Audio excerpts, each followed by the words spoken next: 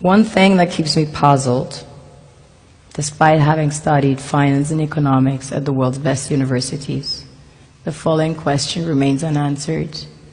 Why is it that 5,000 units of our currency is worth 1 unit of your currency, where we are the ones with the actual gold reserves?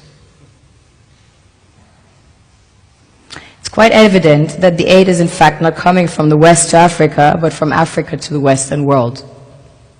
The Western world depends on Africa in every possible way, since alternative resources are scarce out here.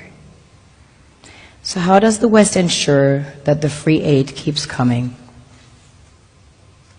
By systematically destabilizing the wealthiest African nations and their systems, and all that backed by huge PR campaigns, leaving the entire world under the impression that Africa is poor and dying and merely surviving on the mercy of the West.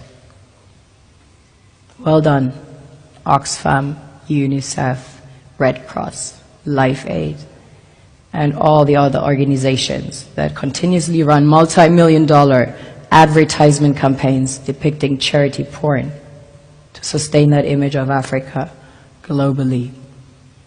Ad campaigns paid for by innocent people under the impression to help with their donations. While one hand gives under the flashing lights of cameras, the other takes in the shadows. We all know the dollar is worthless, while the euro is merely charged with German intellect and technology, and maybe some Italian pasta. How can one expect donations from nations that have so little? It's super sweet of you to come with your colored paper in exchange for our gold and diamonds. But instead, you should come empty-handed, filled with integrity and honor. We want to share with you our wealth and invite you to share with us. The perception is that a healthy and striving Africa would not disperse its resources as freely and cheaply, which is logical. Of course, it would instead sell its resources at world market prices, which in turn would destabilize and weaken Western economies, established on the post-colonial free meal system. Last year, the IMF reports that 6 out of 10 of the world's fastest growing economies are in Africa, measured by their GDP growth. The French Treasury, for example, is receiving about $500 billion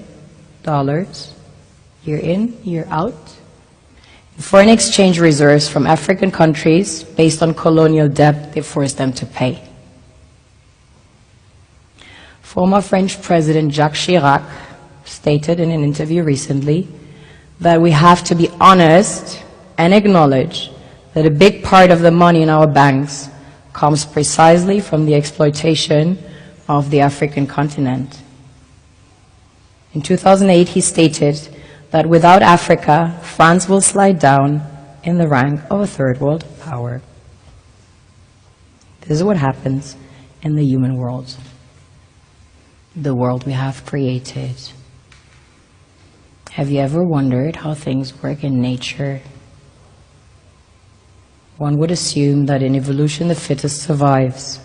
However, in nature, any species that is overhunting, overexploiting the resources they depend on as nourishment, natural selection would sooner or later take the predator out, because it offsets the balance.